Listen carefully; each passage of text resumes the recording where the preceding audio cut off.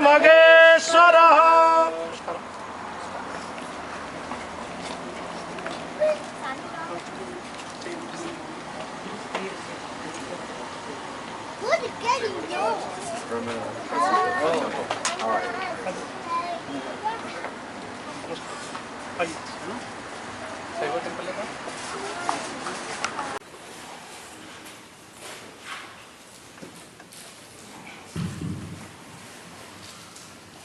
Namaskar, salutations to all. My name is Daksha Chaitanya. I'm very honored and pleased to be here to introduce tonight SwamiViditatmananda Saraswati. I've had the pleasure of knowing Swamiji for over 25 years, and I first met him at the Arsha of Pujya Swami Dayananda in Salesburg, Pennsylvania. I know a number of you are familiar with Pujya Swamiji. I don't know if SwamiViditatmananda will remember, but I met him first in Pujya Swamiji's kitchen. I walked in and they were having lunch, and I saw this young sadhu there. I thought, oh, who is this? And subsequently I had the good fortune of hearing Swamiji speak on a number of occasions and attended a number of camps that he's given throughout the years. Swamiji is currently the senior-most disciple in Acharya teaching at the Jerusalem when Pujya Swamiji is not in residence there. He teaches a number of months during the year.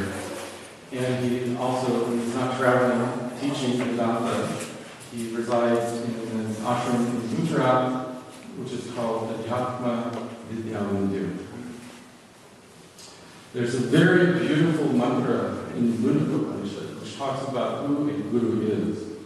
It says, Pariksha lokan karmachatan brahmanam yudvedamaya nasu protectatena tadvitna nartham sahagurumeva abhigachet shrotriyam brahmanishtam. Very briefly it says that when I examine my experiences in life, I find that really what I'm searching for is a fundamental, universal human problem.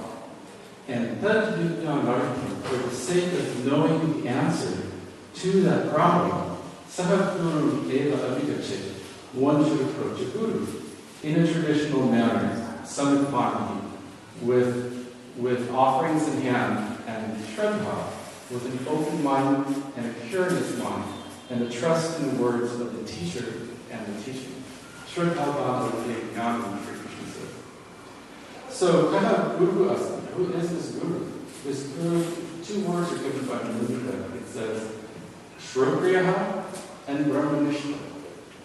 Shrotriyaha means Vedanta Shastrajnaha, one who knows the Vedanta Shastra, one who knows the Shruti, the Upanishads, one who knows the Smriti, Bhagavad Gita, one who knows the Nyaya Sutras, such as the Brahma Sutra. He's a scholar, but that's not sufficient. One must also be a sampradaya. Sampradaya is the traditional teaching methodology by which the teacher gives the vision of what the Shastra says to the student in a very direct and immediate way. It's an unfolding of this knowledge. But Shrotriyatvam is not enough. One must be a Brahmanishtaha. Brahmanishtaha is one who embodies the truth of the Shastra, who embodies the truth which he teaches. Shankara says in the Bhashya here, he says, Kevale advaye brahmani yasya nishta saha brahmanishtaha. He is one whose nishta, not only his commitment, but his very being, his knowledge of himself, resolves into that unitary, non-dual truth. Kevale advaye brahmani. And I'd like to submit here that we have a guru of that caliber here in SwamiViditatmananda, who is not only a scholar, not only a sampradaya, but one who lives his teaching in a very profound and personal way. So please turn off your cell phones. Please put your to-do list, your mental to-do list aside. All those phone calls you need to make, all those emails you need to respond to will be there when you leave later today. Please stay around afterwards for a couple short program announcements about some classes that are coming up. And please give SwamiViditatmananda Saraswati your attention. Thank you.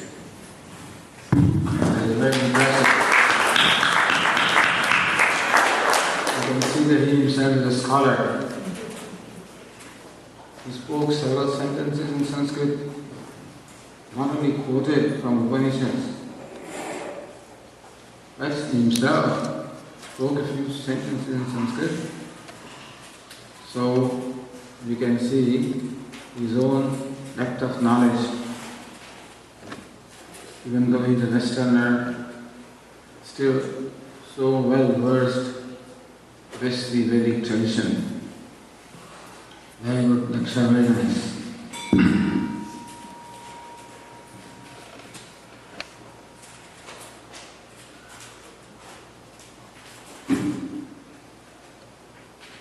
Om Sahana Bhavatu Sahana Bhunatu Sahaviriyam Karvavai Vedasvinavadhi Namastu Ma Vidvishavai Om Shanti Shanti Shanti.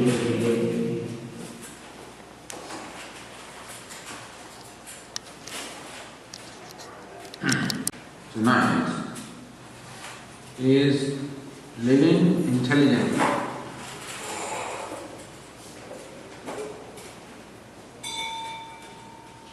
Living intelligently becomes relevant only when it is also possible to live unintelligently. Otherwise, living intelligently is not relevant, meaning that it is possible for a human being to live intelligently or unintelligently. And unfortunately, most people are living unintelligently. Therefore, to understand what is intelligent living becomes very important to us, because we have a certain agenda in life. We have a certain purpose in life. People do ask this question, Swamiji, is there a goal in life? Is there a purpose in life? Answer is yes, there is a purpose. How do we know that? How can we say there is purpose? Because we find ourselves having desires one after the other. Since the time we were born till now, we find that a variety of desires they arise in our minds. This desire is a symptom of something inside. A desire is naturally for something that I don't have. Nobody will desire what they have. We desire something that we don't have. So we are feeling a certain need, a certain want, a certain lack in ourselves. And the purpose of desire is to fulfill or become free from that sense of lack or want. Thus we are searching for something in our life. It looks as though each one is searching different things. Because if you ask this question, what do you want in life? Everybody may give a different answer. Somebody may have value for money. Somebody may have more value for power, name, fame, recognition, serving the society. It looks as though different people are seeking different things. So is there something common in all of us? Are we really seeking different things in our life? Or are we basically seeking the same thing? So question is there a desire behind the desire? Because we find that in spite of having fulfilled number of desires from the time that I became conscious till now, countless desires have been fulfilled by me. And still, I find myself desiring. Meaning that the desire has not gone. Desires come and go, but the desire remains there. Which means that in spite of what all I have achieved, still that desire has not gone away. We say desire is a symptom of some lack or want or incompleteness within, which means that in spite of fulfilling countless desires in all these years, still that sense of lack or want has not gone. So what do I want in life? I want to become free from that lack. I want to become free from that want. I want to become free from all limitations. So this is what every human being desires. Freedom. Call it happiness. That's why happiness we've been getting. The happiness we've been getting is the fleeting experience of happiness. What we want is a lasting happiness. So not only do you, because if you ask this question, you want happiness, how much happiness do you want? This much? Or this much? Or that much? You say, I want this. Anyway, I want boundless happiness. If I have my choice. If you ask you a further question, how long do you want to be happy? 15 minutes a day will be alright for you? Or half an hour? He says, no, I want to be happy all the time, 24/7. Alright, suppose we make this offer to you, that as long as you are in this hall, you are happy, as long as you leave this place, you will be miserable. Is that acceptable to you? So no. I want to be happy here, there, and everywhere. So if we really look into what it is that we are searching for in life, not only we are searching for happiness, but we are searching for happiness which is not limited by time, not limited by place, not limited by conditions. You want limitless happiness? You have not looked into it. You have not stopped to inquire what it is that we want. But if you stop to inquire, then you will discover that each one of us wants nothing but limitless happiness. Then Swamiji, how come different people are doing different things? If everybody wants just one thing, then how come people are doing different things? Because people have different ideas about what will make them happy. So everybody seems to have his or her own idea or notion about what will make them happy. Therefore, they are searching for happiness everywhere. But in spite of searching for happiness, I haven't found it. Now and then I do get happy. It's momentary. It comes and goes away. I'm not satisfied with that. I want lasting happiness. And I've not yet found it. Where is it? The question is, have I looked everywhere? So where is that happiness that I'm searching for? To explain this, we tell the story of 10th man. Once upon a time, in a village, there was a group of children. They wanted to go out for a picnic. In village, you cannot make independent decisions. You have to seek permission of from the elders. So these children went to an old gentleman in the village and requested him, tomorrow we want to go out, can we do that? Old man says, you can do it, provided one of you takes the responsibility of bringing everybody safe. So once somebody volunteered, I will do that. All right, fellows and children, let me find out how many you are. Line up before me, let me count. So they count. 1, 2, 3, 4, 5, 6, 7, 8, 9, 10. There are 10 of you, okay? Make sure that all of you return safe and sound. Just my responsibility. So next morning, they all set out, very happy, jumping, running. They came across the river. They knew swimming in the village. They went across the river.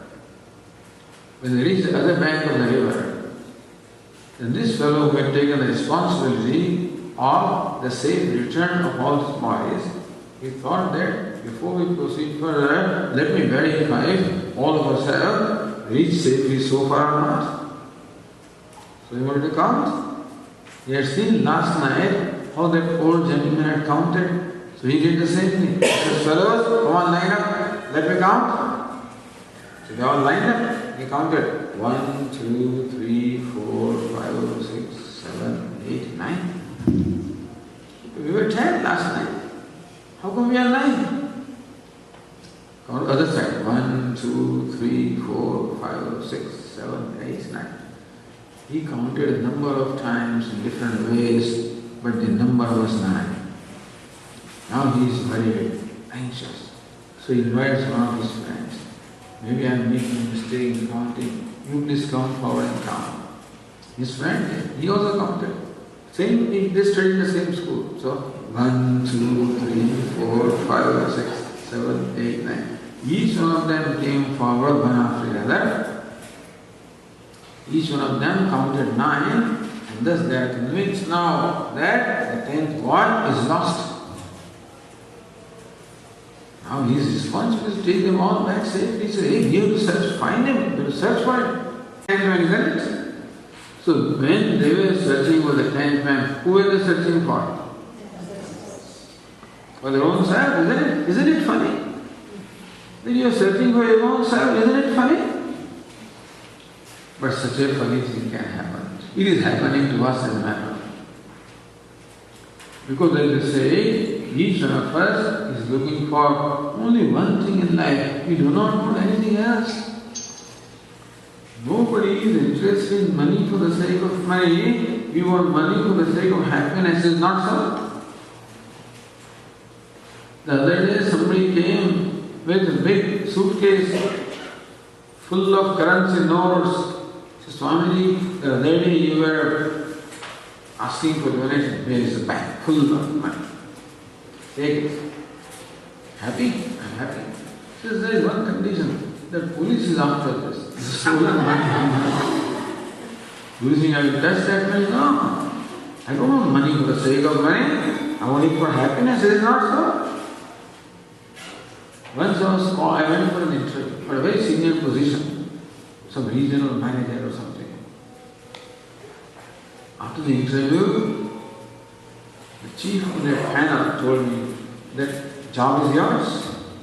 But remember, we should tell you one thing. That in the past, whoever has had this job had a heart attack in 6 months. I don't want that job. Do you want? No. Meaning that we do not want anything for the sake of that. Whatever we want is for the sake of happiness. Is not so? Meaning that we are searching for only one thing, and that is happiness.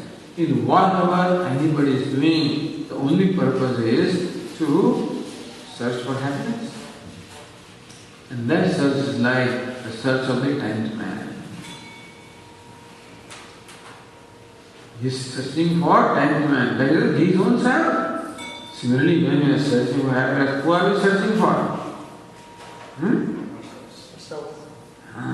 So where is that happiness? The limitless happiness that we want. Where is it?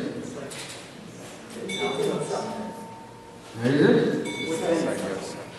Not within, not inside. Then you can perform surgery and find it. Can you perform surgery and get it? It's inside. It's not inside. It is you. Follow? Not inside you. Not inside the body. You are the happiness you're searching for. I am that happiness I'm searching for. That's very important.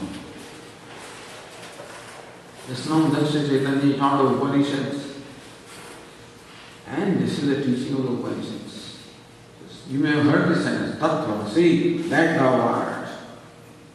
What is that? That you say, what you are searching for. Or what? You are what you are searching for. Meaning that you are the limitless happiness. This is a map that Vedanta provides to us. Therefore, now, please tell me, when can we feel a sense of success? When can we feel a sense of satisfaction? Only when we achieve the goal which is dear to our heart. Is it not so? Meaning that we can never be satisfied in our life until we discover the goal of a limitless happiness. How to discover? And we are searching for it everywhere. Can we ever find it? Somebody is searching for in wealth, in name, in fame, in power, in recognition, in variety of things in heaven. But can we ever find? We cannot find something which is not there. It is like trying to extract oil from sand. You cannot, because sand does not have oil. And so also, you cannot find happiness where it is not. So what is intelligent living? Living a life which leads me to my destination. So we have a destination in our life, a goal in our life. What's the goal? A limitless happiness. Where is that goal? Where is it? My own self. Meaning that what I am searching for is to be discovered from my own self. But this is funny. A question should arise in your mind. You know what question? Swamiji, as you say, we already are limitless happiness. And how come we don't experience that? Should we not experience it? How come I find myself limited? How come I find myself very often unhappy? Unsatisfied? Why? If limitless happiness I am, there should be no lack or want in me. But I find myself lacking and wanting. This is very strange, is it not so?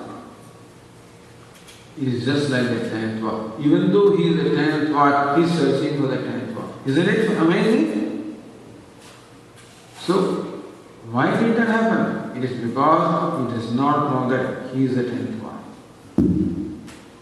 Similarly, I do not know that I am the limitless happiness, the ignorance of Dharma.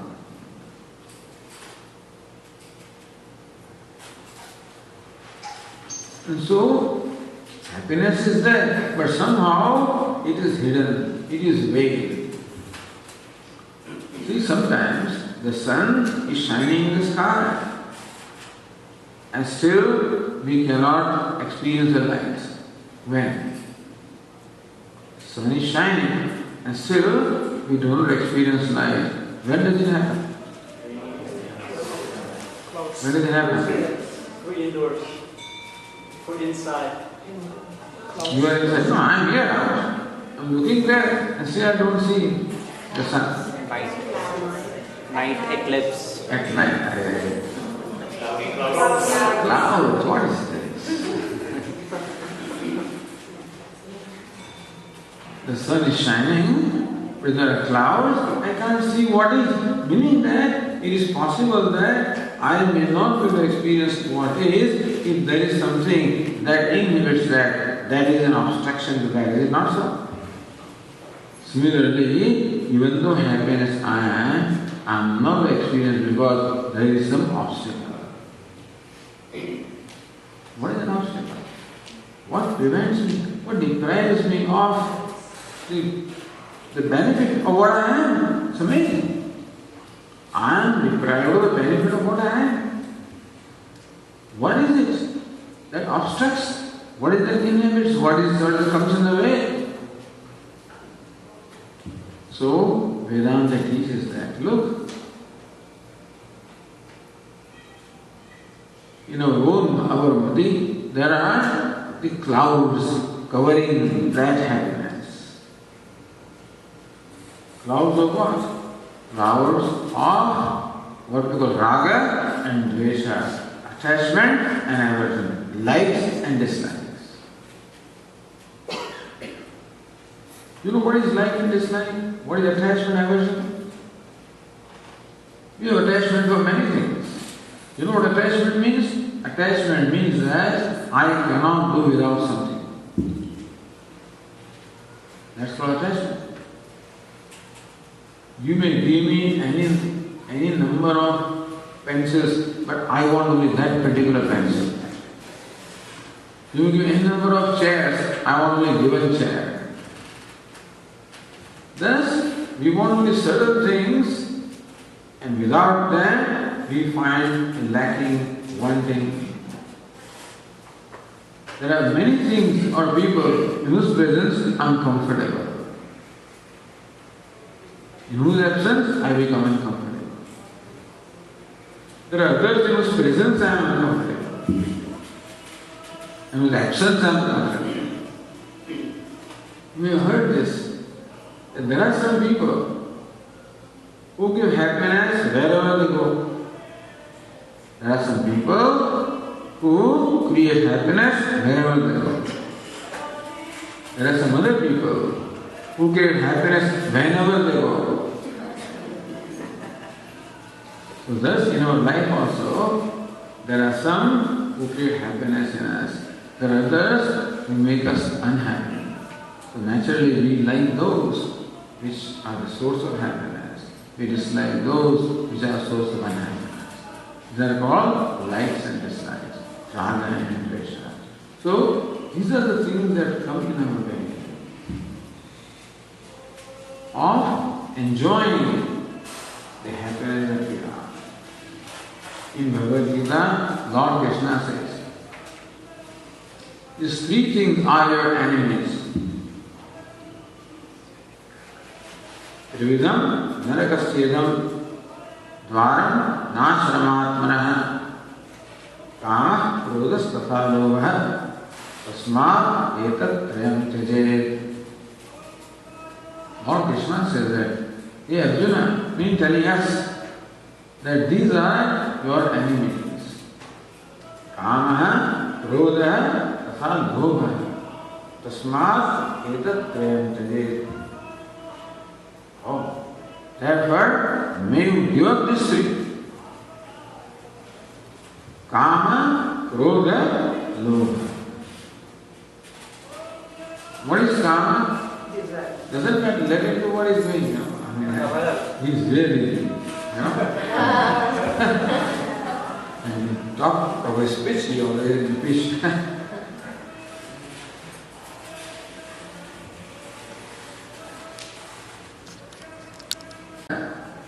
But a craving, simple desire is okay. It comes and you try to fulfill it. You are not fulfilled, you don't mind. Then it's no problem. But when fulfillment of desire is important to me, when my desire is not fulfilled, I get upset, I get angry, I get frustrated, then that is a binding desire. There are strong urges within ourselves, and sometimes we cannot control them.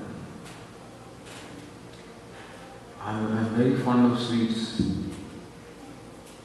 So there is rasgulla. Things, enjoy them. The other day, my blood test was taken, and the doctor told me, Swamiji, You already are too sweet. Therefore, no more sweets for you. So that's what he says. My mind doesn't say that. Now what happens is, when the Swamis are invited for Bhiksha, it's called Bhiksha. The hosts are very kind. They always have several dishes, including a few sweets, which they present before you. They don't know that Swami has this problem. I also don't know now. Normally we always tell them what it is that we like and do not like, so it's all properly. But then there's not enough time to tell them. So my very favorite dishes, sweets are right in front of me. Now from within there is an urge. And what happens is everybody else is enjoying that. And I'm the only one who is deprived. Make a balance shift. We make a balance shift, bottom line. But the real balance shift in our life should be that to what extent have I discovered a greater satisfaction in my life? Last year I had 2 million. This year I have 3 million. Very good. But as an individual, do I find myself more satisfied than I was last year?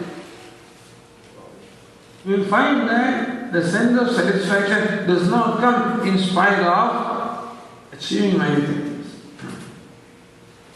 That's the reason why. Because we are searching for it where it is not. So what is intelligent living? Intelligent living is searching for happiness where it is, meaning within ourselves, in ourselves. And if it is my own self and still I don't experience it because of those clouds of what? Kama, Krodha, Lobha.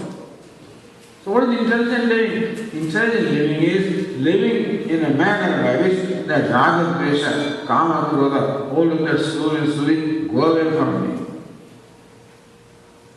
Unintelligent living is I keep on accumulating more of Kama, Krodha. Intelligent living is that I slowly give them up. So Lord Krishna teaches. You must have heard this very famous statement from Bhagavad Gita. Everybody knows Bhagavad Gita by one statement. Which is that? Karmanyavadhikarasya mahaphaleshu kadachana, right? People think that they know Gita, some I know Gita. Karmanyavadhikarasya mahaphaleshu kadachana, right? Even if you know that much, that is also enough, but that also people think they know. To understand this statement is not easy. Keep on performing action, don't worry about the result. That's what they think there, that's what he said. Karmanyavadhikarasya, Lord Krishna says that you should act in a responsible way. We are all human beings. A human being is a very blessed person, very blessed being. We are the most evolved creature in the whole universe. We have what we call a free will. What is free will? Free will is the freedom of choice. Other creatures do not seem to have that free will because they are all acting according to instinct. They are all programmed. Therefore, you can predict how a cow will behave. If you show grass, it will eat. If you place meat before cow, it will not eat. It is programmed. Our Swami says, but the owner of the cow is a different fellow. He made grass also, he made cow also. He has a choice. So this faculty of choice, free will. Lord Krishna says, Karmanyavadhikarasya. Hey Arjuna, you are provided with free will, with freedom of choice. And therefore, you have the the responsibility of making the right choice. See, when freedom is given, there is always a responsibility. Freedom without responsibility becomes license. Freedom with responsibility becomes a blessing. So this freedom that we are given of making choices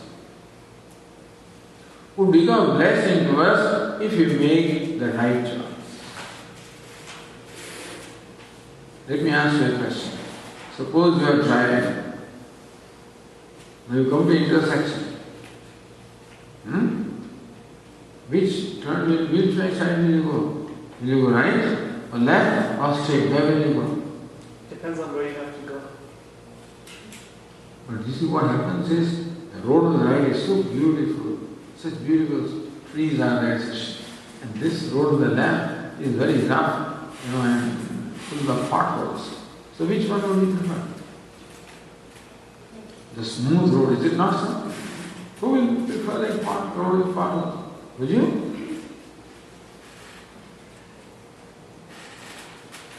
So will you go right or left or straight? Where will you go? You already answered correctly. What is it? Depends upon where. Depends upon what the destination is. It is possible that this road on the right, which is very smooth and beautiful road, may take me away from my destination, whereas the road on the left, which is all, up and down, with potholes, very rough. But still, if that is taking me to my destination, then that is what I will choose. Meaning that, just as when you are driving, at every intersection you will make a choice,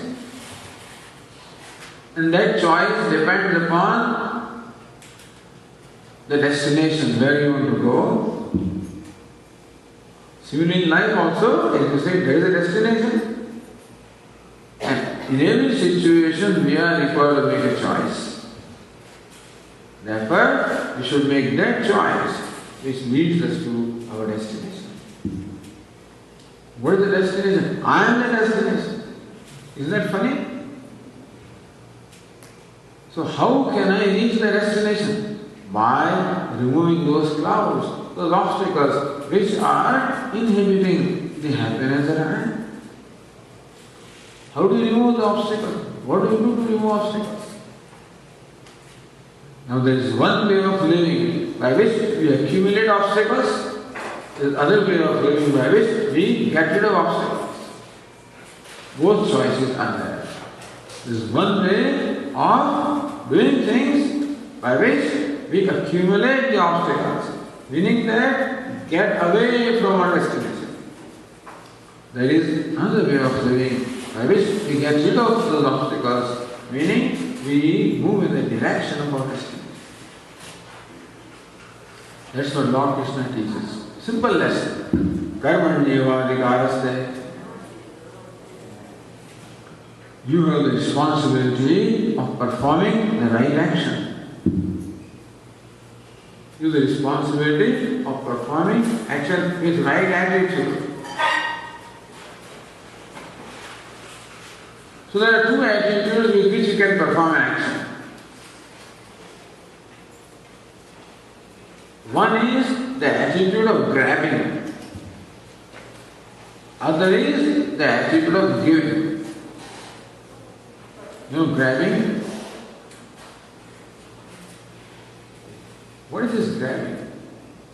Normally, whenever somebody comes before me, the first thought that occurs in my mind is, how can I use this person?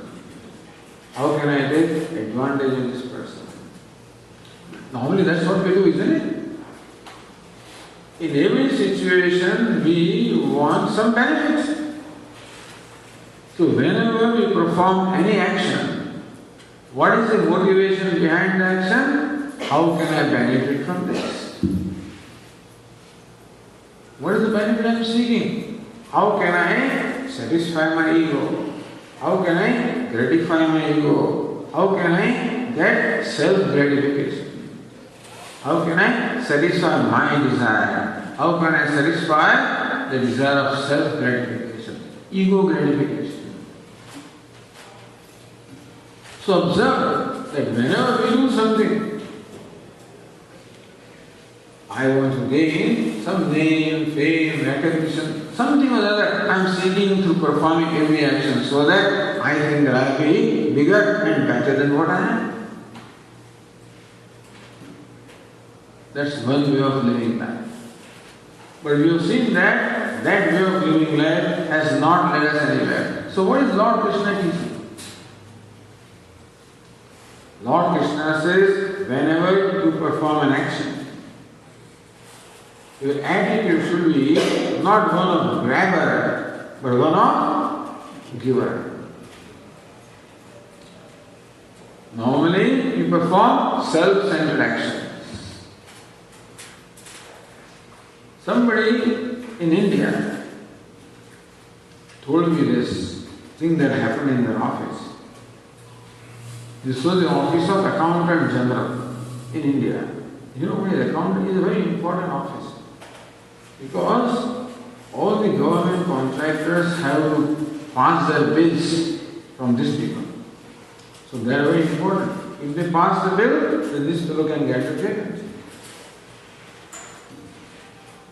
So one day the management decided that all these officers will be given a name plate on which their name will be written so that the visitor knows who he is talking to. They made triangular name plates. On one side they wrote name in English. Other side they wrote name in Hindi. So that if English speaking person comes, he will turn that one.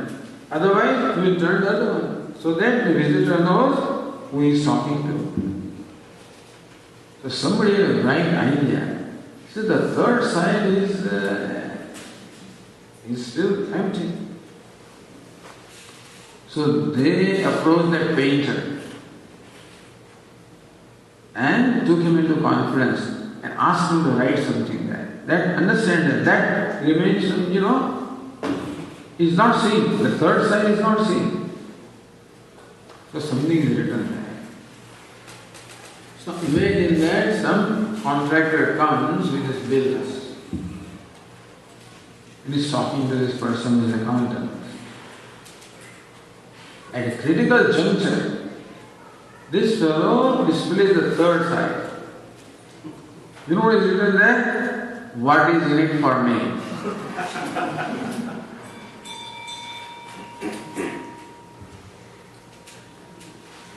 Similarly, whenever we are, this is how we are living life. This is called a self-centered way of living life.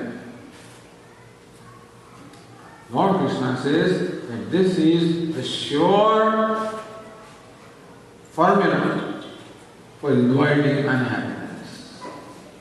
We think that we are very smart, that we are satisfying our desires, we are taking advantage of others, we are extracting the most, and that is how we are becoming fatter and fatter. We are very smart. In the world, people are called successful when they get, they manage to get more and more. That may be so from the worldly standpoint, but from the spiritual standpoint, it is unintelligent. Because the unfortunate algebra is, more you get, more you want. You ask any very wealthy person, a multi-millionaire, and ask him, do you think that you are enough now that you don't need anything more? He says, what do you talk? What is this Swamiji? I have 5 million, I want now 2 million more. In fact, when that fellow he started his career, he just wanted $1,000. When he became 100,000, then he now wants 50,000. Became a millionaire, he wants another million. Is it not so? Has anybody ever discovered satisfaction in wealth or power? People of power want more and more and more. anybody ever discovered satisfaction? We have to make a choice. Since we have freedom, it is possible that we can abuse the freedom. So imagine there is an orchestra and somebody is supposed to blow a conch at a given time. If he does it as it is designed, then it is fine. He goes wherever he wants, then it becomes a big noise. Similarly, we have our own instrument in this universal orchestra. To every action we are playing our music. The whole universal orchestra is playing the harmony of yajna offering. And if we do in the spirit of grabbing, what are we doing? We are disturbing the harmony. But when you disturb the order, you also are disturbed. Our Swamiji gives a nice example. Imagine there is a tree, old tree, with a very rough bark. You rub your back against that. You rub and you are rubbed, isn't it? Similarly, when you rub against the order, you are rubbed. The order is healthy. If you rub against the meaning, when we violate the order, then we also are rubbed. We are also violated. Meaning that we are creating for ourselves nothing but disharmony or unhappiness. So that's what is creating unhappiness is unintelligent living. Creating happiness is intelligent living. So one simple formula for this evening. A lot can be said, but one simple formula. Because as human beings, we are gifted with free will or faculty of choice. Therefore, we have to make choice in every situation. There is no choice in making choice. You have to make choice. Since you have to make a choice, it is possible to make a right choice or a wrong choice. To make the right choice, we help ourselves. To make the wrong choice, we hurt ourselves. So human being, by living intelligently, can help himself, or by living unintelligently, he can hurt himself. A dog doesn't help himself, doesn't hurt himself. He is in harmony. His program, the whole nature is programmed to be in harmony with that overall Vedanta. But the human being has freedom. Then when speaking becomes necessary, you don't need this kind of discourse of buffaloes and donkeys. Without any discourses, they live right. They live in harmony with nature. Only human being has a problem. Whatever problems there are in the universe are all created by human beings. People complain, Swamiji, God has created this world. Why did He create this starvation? Why people are so unhappy? Why did He create this kind of world? If God made a mistake, it is one mistake, and that is to give freedom to human beings. A freedom that can be abused. Therefore, wherever we see any misery anywhere in the world, you can be sure that misery is created by human beings. But Swamiji, how can something is happening in Ethiopia? There people are starving. What do we have to do with it here? How are we responsible? You see, when God, the Creator, made earth came without any boundaries or demarcation. Then this is India, and this is Pakistan, and this is United States, and this is Canada. Who has created this?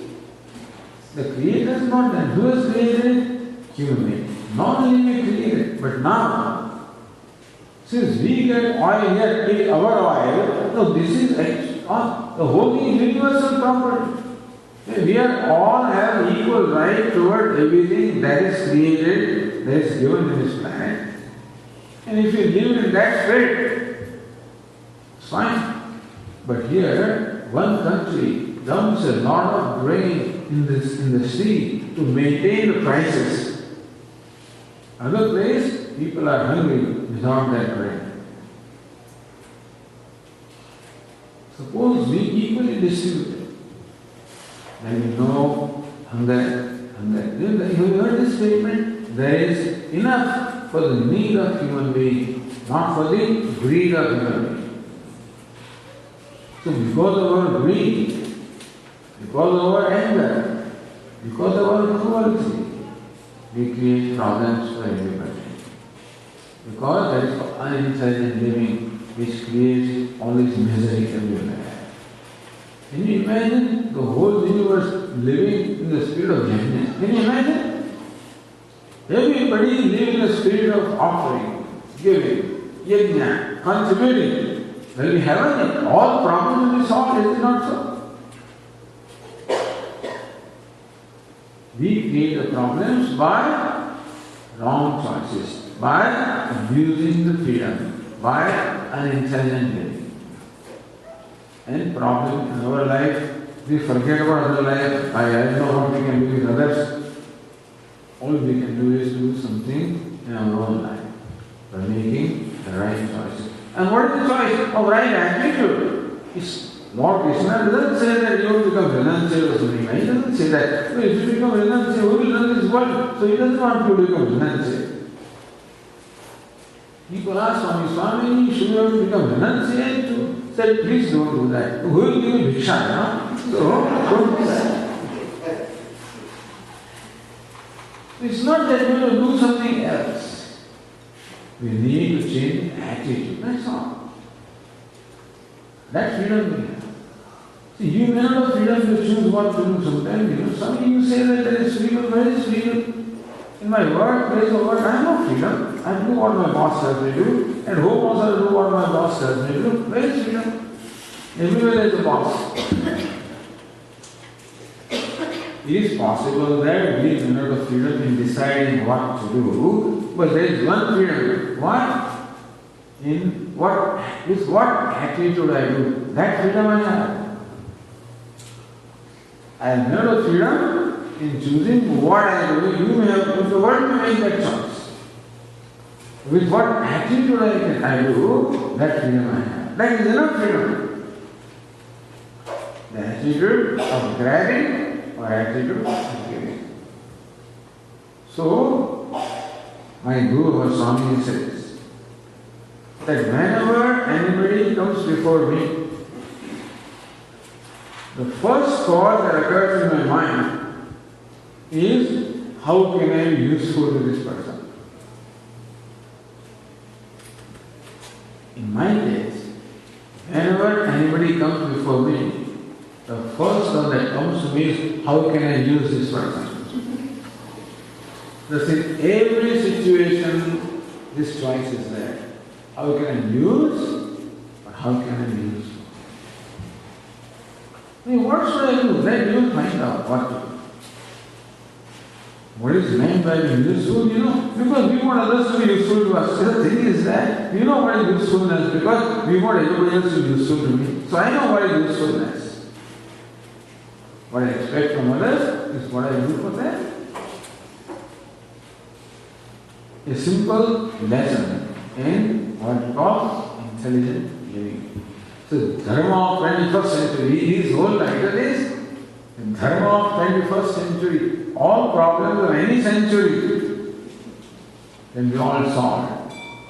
Forget about the world. Start with ourselves. Charity begins at home. And thus we can transform our life. We need to do a simple change. That's all. A simple change of attitude completely transforms our life. It gives us freedom. This whole attitude of grabbing is very stressful. It's all stresses are caused because of that. In giving, there is no competition.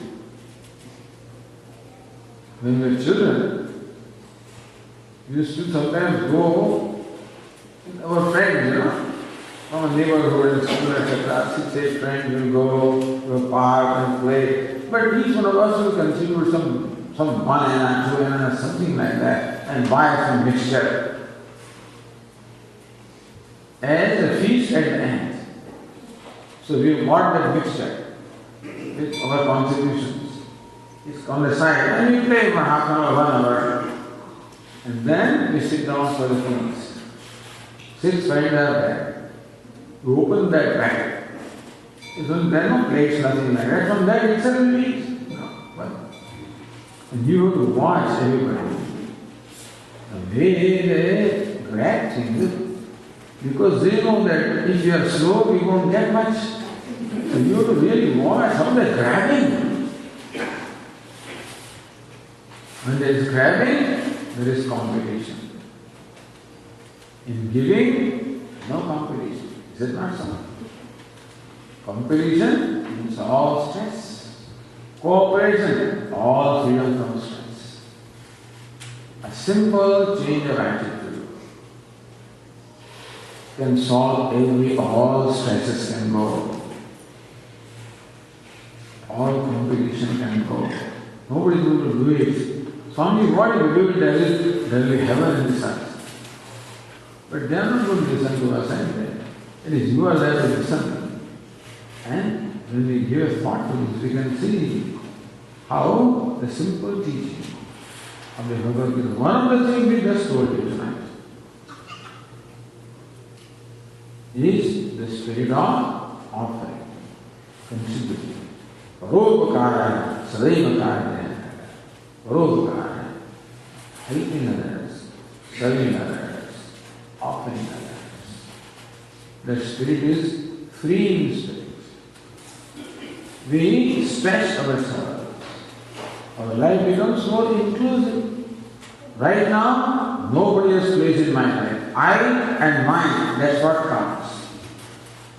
Include others in our life. You become larger than what you are. Not larger in terms of expanding physically, larger in terms of our heart. Larger you become, happier you become. More and more, we contract, more miserable we become. Larger we become, happier we become. So that is intelligent living, which creates happiness first, which leads us to happiness. Swamiji, very well namaste. On behalf of everyone here, I again welcome you to San Diego for having flown across 7 seas to be here with us and sharing and enlightening us and sending us in the right direction in our lives.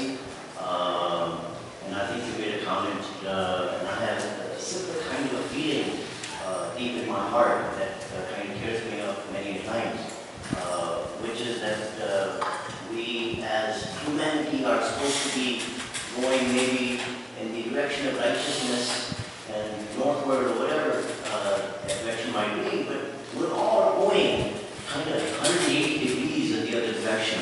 I mean, if you look at 20, 50, 60 years ago, the level of freedom, there's a scale to measure that. I mean, we're more greedier, we're more angrier, we're more stressful, we're more diseased. Yeah. I mean, and midway through, I speak for myself. I don't know how long I have to live, and I really feel that the education that one should be imparted. I'm trying to educate myself and I'm about to die. I'm at the tail end of dying. Half my life is where, in the cemetery. And now I'm learning, which is okay because from a Hindu concept, living life is eternal and it goes on, so maybe it'll continue on with me. But how do we bring quantum love, quantum healing and around the world? I mean, there's so much corporatization, as the lady mentioned, so much greed, so much grabbing, and we are just a cog in the wheel, and we also have to live in. But I feel my kids, I moved to India for 10 years to raise my own family there, so I'm thinking that, I'll bring about great change in their lives. But even India is the great nation of ancient, the land of Krishna. I mean, I was unable to bring about that Vedic upbringing somehow. But I think if the world has to change, the education has to change. The early impartation, so you are, when you're on and about in life, that knowledge, that grandness of knowledge is with you while you're living your life, not when we are at the tail end, and while raising our children, while creating our children, while marriage, and all those things. So how do we bring about this love? So it is transformational. And I mean, we have the grandness and the blessing of you being here for this great hour and a half. I mean, you go away and then we're lost again in the sea of hatred and anger and all that. And so, but please guide us. Thank you.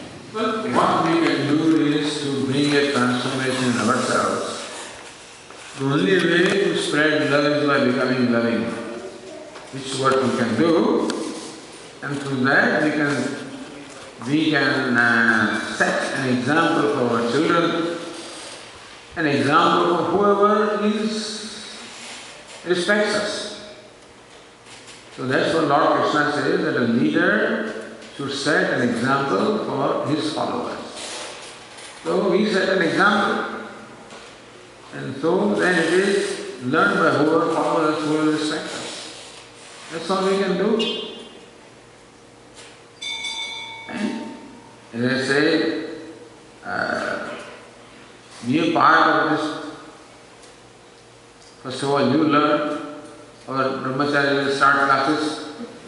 So you start learning and you start spreading. You help in the process of spreading this knowledge. So we can do within our capacity what best we can do. Hopefully the world will learn from the experiences that will change. It appears to be too slow, Swami. Yeah. Everything in nature is always slow. Sun rises slowly. It doesn't just come appear. There is no beauty. The flower takes its own time in blossoming. Everything in nature is slow. It seems like we're going into a darker, longer night and the sunlight is shorter sometimes. Okay, so let's see, we'll conclude.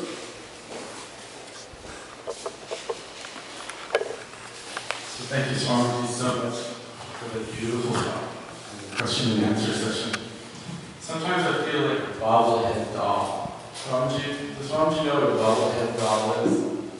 A bobblehead doll is a ceramic figurine whose head is separate but is mounted on a spring.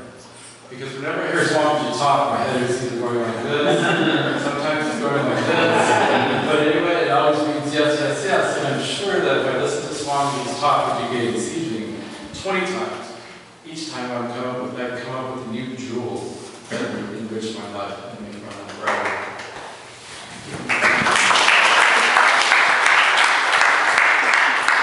I'd like to thank Ramana and the board of directors here at the temple for letting us have this talk here in your beautiful new facility, your beautiful new temple.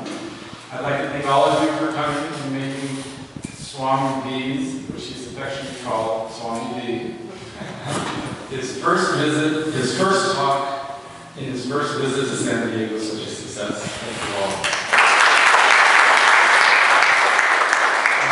We have books on the side there, which are welcome to peruse. Arsha Drishti is a very humble initiative to continue this teaching here in San Diego. So if you're interested in learning about any upcoming Vedanta or Sanskrit classes, please do leave your name and email on the sign-up sheets in back over there. And Swamiji will be giving another talk in San Diego tomorrow night at the First Unitarian Universalist Church in Hillcrest. And the topic of that talk will be freedom from sadness. So please come if you can. I can thank everybody and thank Swamiji. We have some prasadam Swamiji has some prasadam to pass out. So please come and take your blessings. Yes, you see, our Dharma is a very learned person. I mean, you of course very smart. He has studied in depth, studying the scriptures from a guru, which is Swami Dayananda Saraswati. First at Arsha Gurukulam, we have a very beautiful ashram in Pennsylvania called Arsha Gurukulam, which is where he was. He of course continued to learn for all his life, and then again he went to another Arsha Gurukulam in Kolkata. So he has studied scriptures in that, and he is a fellow. He has not only studied Sanskrit, but studied Panini. They used to just write aloud the Panini Sutras, left and right. So here we have a person who is really learned, and I think we should take advantage of him. So we encourage him to start classes in Vedanta, and we start with introduction and then slowly progress. So where the classes will be, etc., is not yet we're still working on it. But first we should have your names and addresses, I guess, or email or whatever it is, so that once he knows how many people want to attend the classes, he will decide the venue, he will let you know, and then the initial meeting, and then things will kick off. So take advantage of the classes that he is going to now San Diego with all his learning, and he'll make it available to the experience. So do take advantage.